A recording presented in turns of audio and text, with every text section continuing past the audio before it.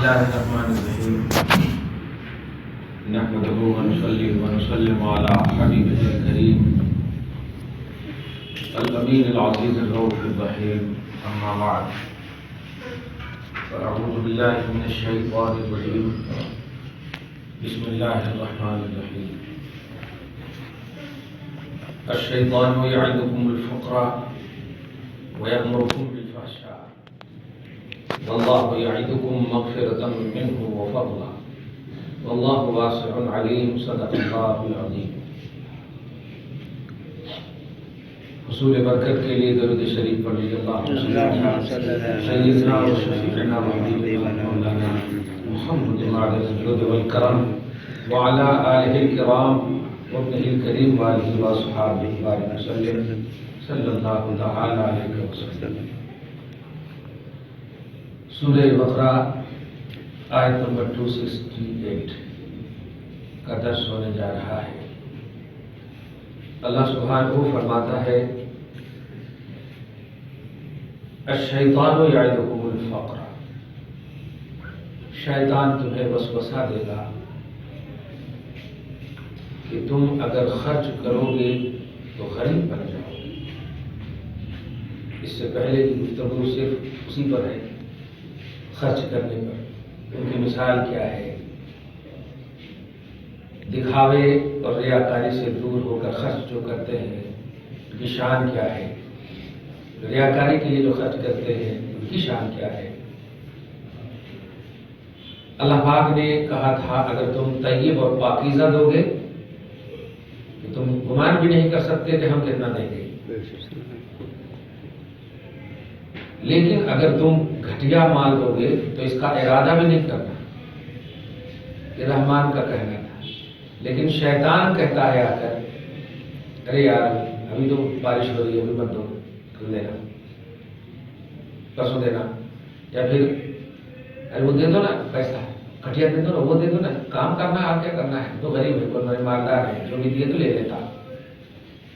اس طرح کے وسوسے دلائے گا. اور اگر آپ کے دل میں بات آئے کہ ایسا کیوں ہو رہا تو آٹومیٹک دل میں وہ ڈال دے گا آپ کے کیا کہ 1 لاکھ میں 2,500 دیے تو 97,500 بچتا، یعنی غریب ہو جاتے، فقیر ہو جاتے. بتائیے مال کی کمی ہماری فقیری کو وہ پیش کر کے بتاتا. تو دینے کے بعد تو کم ہی ہوتا ہے نا بظاہر مال، لیکن آپ نہیں جانتے ہیں کہ وہ اللہ یعنی الہی بینک میں سیف ہو رہا ہے.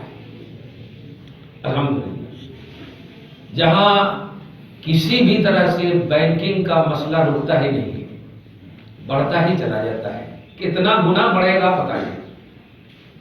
اللہ فرماتا ہے شیطان یعدکم الفقر. اے ریاکاری سے بچنے والوں، اے اخلاص و للہیت کے ساتھ خرچ کرنے والوں، جب تمہارا مال خرچ ہوگا تو شیطان تیرے دل میں ڈالے گا کہ فقیر بن جاؤ گے نہ تو خرچ کر. یعدکم وعدہ دلائے گا الفقر، فقیری کا، محتاجگی کا. وَيَأْمُرُكُمْ بِالْفَحْشَاءِ، اور کہے گا ارے یار ذرا سی تو پھٹا ہوا ہے، دیکھ چھوڑنا کیا ہو، ذرا سی تو خراب ہے، دیکھ چھوڑنا کیا ہو. برائیوں کا، فحش باتوں کا حکم دے گا، لیکن سنو اس کی نہیں سننا ہے. وَاللَّهُ يَعِدُكُمْ مَغْفِرَةً مِّنْهُ وَفَضْلًا. لیکن اللہ وہ ہے جو خرچ کرنے کی بنیاد پر تجھے بخشش کا وعدہ دے رہا ہے. اوپر میں اب ترجمہ کیجئے وعید. شیطان تجھے فقر سے ڈرائے گا، وعید کرے گا، ڈرائے گا، کیونکہ وعدہ جو ہے نا خیر کا ہوا کرتا ہے. وعدے میں خیر کا پہلو ہوتا ہے اور وعید میں خیر کا پہلو نہیں ہوتا، ڈرانے کا پہلو ہوتا ہے. ادھر اس کی وعید آئی ہے، وعدہ خیر سے تعلق رکھتا ہے. تو شیطان وعدہ نہیں کر سکتا، وعید کرتا، ڈرا سکتا. تو فقر اور محتاجگی کے بارے میں تجھے ڈرائے گا، فقیر ہو جاؤ گے، مت خرچ کرو. لیکن اللہ خرچ کرنے والوں کو خرچ کرنے کی طرف سے مغفرت کا وعدہ فرما رہا. وہ فضلاً، اور 2,500 روپیہ تم نے 1 لاکھ میں دیا ہے نا، اتنے 2.5 دوں گا کہ گنتے گنتے پریشان ہو جاؤ. وہ فضلاً، فضل ہی فضل کا وعدہ فرما. ایک بلیور کے لیے دیکھنا ضروری نہیں ہے، ماننا ضروری ہے۔ بظاہر 28,000 روپیہ لاکھ میں ہمارا جا رہا ہے، بظاہر فقیروں کے پاس جا رہا ہے، لیکن آپ نہیں جانتے کہ وہ کہاں جا رہا ہے اور وہ جا کر کتنا بڑھے گا، آپ نہیں جانتے۔ جب ایمان والے ہیں آپ، تو ایمان جب بے دیکھے رب پر لائیں گے تو آپ کو رب کی ہر بات بے دیکھے ماننا ہوگا، خاص طور سے وہ بات جو کہ آپ کے لاجک میں آئے ہی نہیں، عقل میں آئے ہی نہیں۔ وسوسے، برے خیالات جن باتوں سے آئے ان کو تو اور ترک کر دینا چاہیے۔ لا حول ولا قوت الا باللہ العلی العظیم۔ اعوذ باللہ من الشیطان الرجیم۔ چلتے چلتے ایک مسئلہ بتا دوں، اگر کبھی برا خواب دیکھتے ہیں آپ، ہم برا خواب سن رہا، ہم سانپ ہمارے پیچھے دوڑ رہا ہے، کوئی تو مر گیا ہے، برا خواب یہ ہے۔ اچھا خواب دیکھیے تو بیان مت کیجیے، الحمدللہ وہ اچھا ہے، بیان کیوں کریں گے؟ اور بیان کیجیے تو ان کے پاس بیان کیجیے جو صحیح عالم ہو یا صحیح دوست ہو، صحیح ایڈوائز کر سکے۔ وہ کٹوں پر اگر اس کو اڑا دیے تو اچھے کو بھی خراب کر دیتے۔ کبھی بھی کسی خیر شر کے پاس بیان نہ کیجیے، اچھے دوست کے پاس آپ اچھا خواب بیان کیجیے، برا خواب بیان نہ کیجیے۔ برے خواب کے لیے کیا کرنا؟ آپ فوراً اٹھ جانا، نیند ایسے ہوشیار ہو جائے، دیکھتے رہے بالکل اب نیند ہوشیار بھی نہیں، سامنے سامنے تھا، تو اب کیا کرنا؟ لیفٹ ہینڈ کی طرف اپنے چہرے کو پھیرنا، تھو تھو تھو تھو پھینکنا نہیں، خالی بولنا تھو تھو تھو 3 مرتبہ، اور اعوذ باللہ من الشیطان الرجیم پڑھنا۔ یہ سولوشن بتایا رسول اللہ۔ تو ایسی کبھی شیطانی بات آ جائے، ایسے تھو تھو تھو تھو حول ولا قوت، اس طرح سے میں اس واسطے کہا کبھی بھی آپ کو ایسی بات جو اللہ سے دور کر دے، ارے کیا اللہ رسول کی بات ہمیشہ کرتے رہتے، لیکن دور ہی کرنے کی تو بات فوراً کرے، لا حول ولا قوت، کون سی بات منہ سے نکل گئی؟ ایسا نہیں ہونا چاہیے۔ ریا ہے، دکھاوا ہے، سمعہ ہے، اور شیطانی وسوسے اور شیطانی عمل ہے۔ اللہ پاک آپ کو ہم سب کو بچائے۔ اللہ آگے فرماتا واللہ واسع علیم، اللہ وسعت والا ہے اور جاننے والا ہے۔ وسعت والا کیا؟ کہ تم جو دے رہے ہو یہ اللہ کے دینے سے دیا نا، تو اللہ کے دینے سے جب کم نہیں ہوا اللہ کو، تو تیرے دینے سے کیسے تیرے کو کم ہو جائے گا؟ اللہ کے پاس تھا اور اس نے تجھے دیا 1 لاکھ، پھر 2,500 تم نکال رہے ہو، تو یہ تم اپنا نہیں نکال رہے ہو، اللہ کا دیا سو نکال رہے ہو، تو وہ دینے والا جو اصل ہے وہاں کمی نہیں ہوئی، تو تیرے پاس کہاں سے کمی ہوگی؟ تو ڈائریکٹ تو تیرے پاس پیسہ آیا نہیں، اللہ کی عطا سے، اللہ کے کرم سے آیا۔ تو یہ اللہ واسع ہے، وسعت والا ہے، اور علیم جاننے والا بھی ہے، کس نیت سے کیا کب کیسے کیا خرچ کرو گے وہ جاننے والا ہے۔ کتنا چیختے چلاتے رہو میں متقی پرہیزگار ہوں، کچھ نہیں ہوتا، مت چیخو، اللہ جانتا ہے، تقویٰ پرہیزگار۔ یہ تو ہوئی گزشتہ سے ریلیٹڈ بات۔ آج کی آیت نمبر 269 کو بڑے اچھے سے سمجھیے گا، اور اس کی ہو سکے تو آپ لوگ بھی کلپ بنائیے۔ یہ آیت کریمہ بڑی امپورٹنٹ آیت ہے۔ اس آیت کو سننے سے پہلے سورہ اعراف کی آیت نمبر 188 سنیے۔ سورہ انعام کے بعد سورہ اعراف ہے۔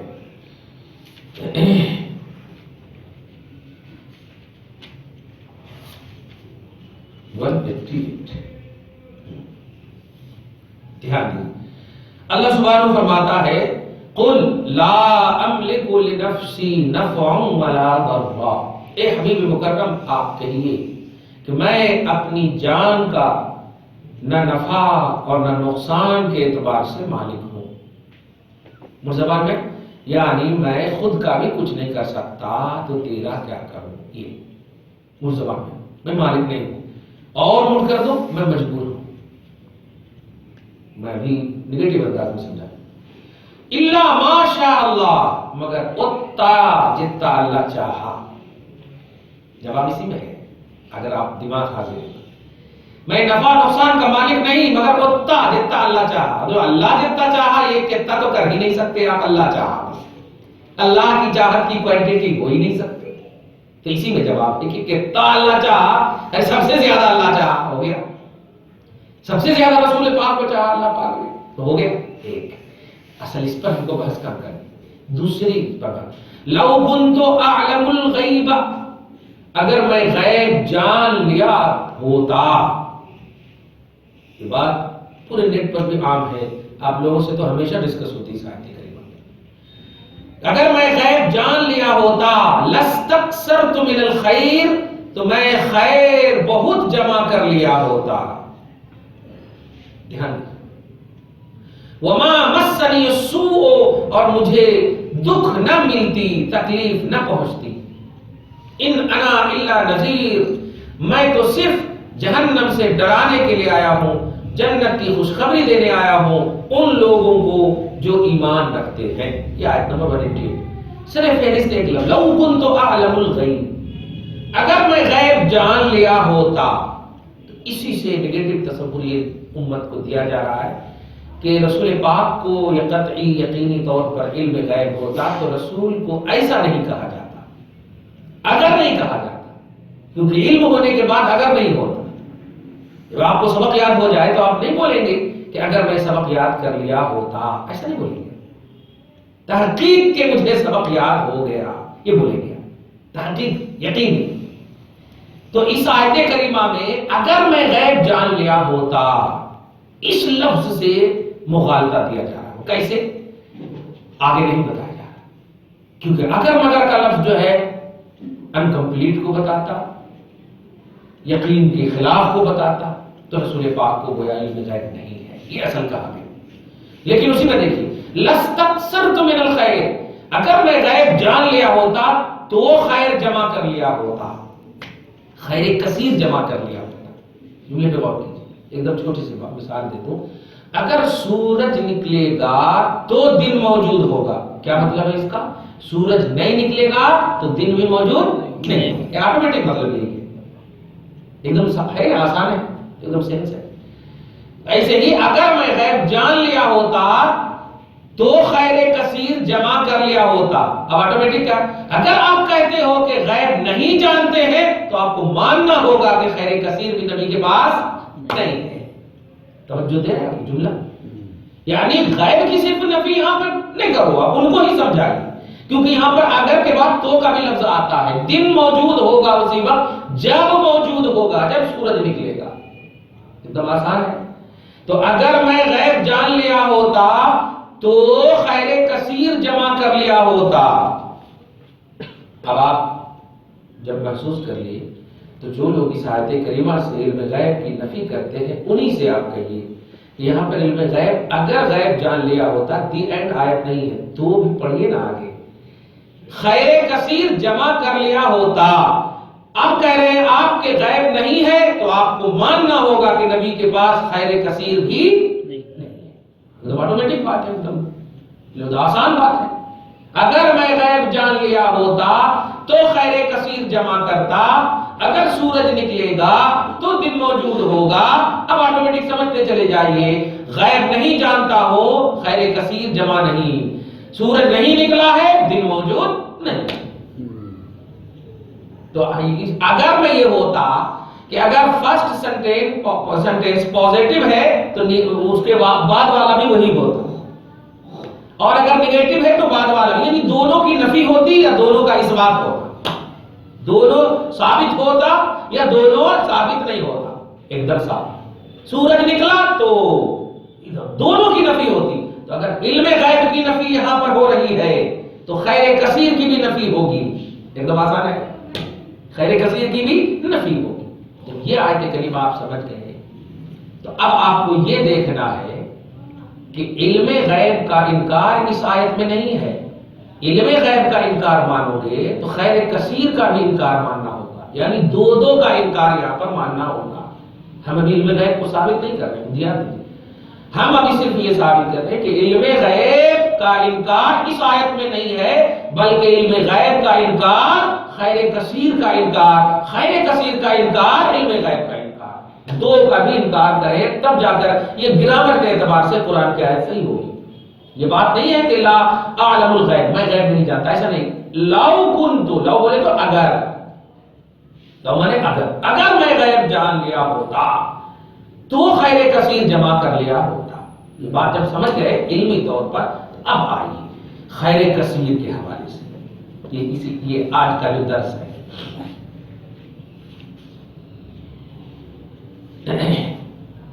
بڑا اہم درس ہے، بڑی توجہ سے سنیے گا آج کا درس۔ آیت نمبر 188 تھا سورہ اعراف، اگر غیب جان لیا ہوتا تو خیر کثیر جمع کر لیا ہوتا، اب عقیدہ اگر بناتے ہیں کہ غیب نہیں ہے تو خیر کثیر بھی نہیں ہے، آپ کو بنانا پڑے گا۔ اس میں کسی کا اختلاف نہیں ہونا چاہیے، کسی مکتب فکر کا اختلاف، یہ علمی بات ہے، دو گنا چار کی طرح جس کو جیسے سب۔ تو اب سوال یہ ہے کہ رسول پاک کو اگر علم غیب نہیں ہے تو علم غیب کی نفی خیر کثیر کی بھی نفی ہونی چاہیے۔ لیکن آپ غور کیجیے، اللہ سبحانہ و تعالیٰ نمبر 2 میں پہلے اس آیت سے پہلے ایک اور آیت بتا رہا ہوں تب اور سمجھ میں آ جائے گا۔ کما ارسلنا فیکم رسولا منکم یتلو علیکم آیاتنا ویزکیکم، سورہ بقرہ آیت نمبر 151۔ اے لوگوں، میں نے تم میں ایک ایسا رسول تمہیں میں سے بھیجا ہے، یتلو علیکم، جو تیرے اوپر میری آیتوں کی تلاوت کرتے ہیں، وَيُزَكِّيكُمْ، اور تمہارے باطن کو صاف کرتے ہیں، وَيُعَلِّمُكُمُ الْكِتَابَ، اور وہ کتاب کی تعلیم دیتے ہیں، وَالْحِكْمَةَ، اور حکمت کی تعلیم دیتے ہیں۔ جملے میں غور کریں، حکمت کی تعلیم دیتے ہیں، کیا مطلب ہوا اس کا؟ کہ حکمت کا علم نبی کو ہے۔ یہ مطلب ہوا بھائی آپ بایولوجی پڑھاتے ہیں تو مطلب بایولوجی کا علم ہے، آپ بایولوجی کے ٹیچر ہیں تو بایولوجی کے آپ علم رکھتے ہیں۔ یہ ہے اللہ تعالیٰ فرما رہا ہے کہ یہ نبی وہ ہیں جو کتاب کی تعلیم، کتاب کے ٹیچر ہیں، کتاب کی تعلیم دیتے ہیں، والحکمت، اور حکمت کی تعلیم دیتے ہیں۔ ابھی ایک دم سے آسان سمجھا رہا ہوں، آیت نمبر 151، حکمت کی تعلیم دیتے ہیں۔ تو حکمت کی کون تعلیم دیتے ہیں؟ نبی۔ اب یہاں پر آج کہتے ہیں یؤتی الحکمت من یشاء، وہ اللہ جو واسع علیم ہے، واسع علیم ہے، وہ اللہ یؤتی الحکمت من یشاء، حکمت عطا کرتا ہے جسے چاہتا ہے۔ وہ اللہ حکمت عطا کرتا ہے جسے چاہتا ہے۔ اب آنکھ بند کر کے تو سمجھ میں آ گیا ہوگا کہ کسے چاہتا ہے۔ کچھ نہیں بولیے، آیت نمبر 151 بولیے کہ رسول حکمت کی تعلیم دیتے ہیں، مطلب اللہ نے رسول کو حکمت عطا کیا ہے۔ ایک دم آسان ہو گیا، رسول کو حکمت عطا کیا ہے اس لیے حکمت کی وہ تعلیم دیتے ہیں۔ خود کہا اللہ نے کہ ان کی پوزیشن یہ ہے کہ تلاوت کرتے ہیں، کتاب کی تعلیم دیتے ہیں، حکمت کی تعلیم دیتے ہیں، تزکیہ کرتے ہیں، تو یہ پوزیشن اللہ نے بتایا۔ تو حکمت عطا اللہ نے محمد صلی اللہ علیہ وسلم کو کیا۔ ہو گیا تک ہے، اس کو بولتے ہیں تفسیر الآیت بالآیت، یعنی قرآن کی سب سے اعلیٰ اوتھینٹک تفسیر کر رہا ہوں میں، بڑی امپورٹنٹ نظر۔ سورہ اعراف 188 میں اگر میں غیب جان لیا ہوتا تو خیر کثیر جمع کر لیا ہوتا، اس میں دو کو بھی ثابت مانو یا دو کا بھی انکار کرو، کسی ایک کو ثابت نہیں اور کسی ایک کا انکار نہیں کر سکتے، دو کو بھی۔ اور 151 میں اللہ کے رسول کو حکمت عطا ہوئی ہے، آپ معلم حکمت ہیں، حکمت کی تعلیم دینے والے ہیں۔ ایک بات اب یہاں پر آئیے اسی آیت میں، وَمَن يُؤْتَ الْحِكْمَةَ فَقَدْ أُوتِيَ خَيْرًا كَثِيرًا، کہ سنو جسے اللہ حکمت عطا کر دیتا ہے اسے خیر کثیر عطا کر دیتا ہے۔ کچھ سمجھ گئے آپ؟ پورا کا نتیجہ نکل گیا۔ 188 میں کیا تھا کہ علم غیب میرے پاس ہوتا تو خیر کثیر جمع کرتا، تو اب یہاں پر دونوں کا انکار ہونا چاہیے یا دونوں کا ثبوت ہونا چاہیے۔ ثبوت یہ کہ نبی کے پاس علم غیب بھی مانو اور خیر کثیر بھی مانو، اور انکار کا مطلب علم غیب کا بھی انکار کرو اور خیر کثیر کا بھی انکار کرو۔ لیکن دوسری آیت نے یہ بات طے کر دیا کہ نبی کو حکمت عطا ہوئی اور حکمت جسے ملتی ہے اسے خیر کثیر ملا کرتا ہے، یہ قرآن کہہ رہا۔ تو اب ترجمہ کیا ہوا کہ نبی کو خیر کثیر ملا ہے، نبی کو خیر کثیر ملا ہے، تو اب طے ہو گیا کہ علم غیب بھی ملا ہے۔ آسان ہو گیا، مطلب اس میں کوئی ٹینشن نہیں، کوئی ٹینشن۔ آیت اسی آیت کریمہ کے ذریعے سے لوگ عجیب سا ایکسپلین کرتے ہیں۔ آن لائن آپ یوٹیوب پر دیکھے ہوں گے، وہ پاکستان سے کسی نے کسی مولوی سے سوال کیا، مجھ سے بھی کیا تھا لیکن میں یہ سب باتوں میں بہت کم جاتا ہوں۔ جب آپ کہہ دیجیے جو غیب اللہ تعالیٰ نے نبی کو دے دیا ہے وہ غیب نہیں ہے، وہ پرزنٹ ہو گیا، نہیں ایسا کیسے؟ اس کی مثال کیسے دیا کہ اب دیکھیے آپ کی ٹوپی ہے یا آپ کا یہ ہے یہ جب تک آپ کے پیچھے ہے تو غیب ہے، جب آپ کے سامنے آ گئی تو غیب کہاں رہا؟ نہیں، جب تک آپ کو نہیں معلوم پیچھے ہے تو غیب ہے، اور جب آپ کے سامنے آئے گی لاجک لگایا قرآن نے کتنے اچھے سے میں نے قرآن کو سمجھایا دے گا. 188 لیا، پھر 151 لیا، پھر یہاں کی آج کی جو عدد ہے 268 یا 269، اب یہ پوری یہ اس طرح کی سمجھائیں گے تو امت کا ایک گمراہ ہوگی، کیونکہ اسی میں ایک لفظ آ رہا ہے جو توحید کا عقیدہ دے رہا ہے کہ عطا، دیکھ رہے عطا، یہی سکن روڈ ہے، یہی توحید شکن، یہی توحید کا عقیدہ ہے اور شرک شکن کا عقیدہ ہے.